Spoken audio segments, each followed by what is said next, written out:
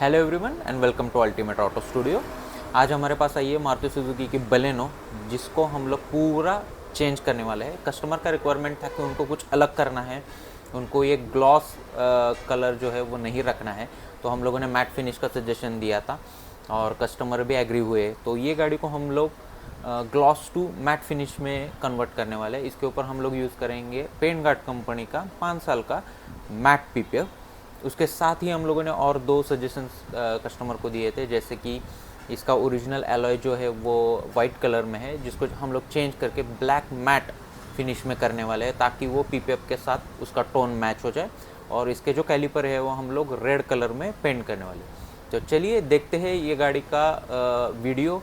थोड़े short processing videos में हम लोगों ने निकाले हुए वो भी देखते हैं, और फाइनल फिनिशिंग जो आई है गाड़ी पे उसके वीडियो देखना मत भूलिए। अगर आप भी आपके गाड़ी को ऐसा पीपीएफ, सिरेमिक, ग्राफिन या अदर कोई भी मॉडिफिकेशन करना चाहते हैं, एक्सटीरियर या इंटीरियर, तो हमें ज़रूर कांटेक्ट कीजिए।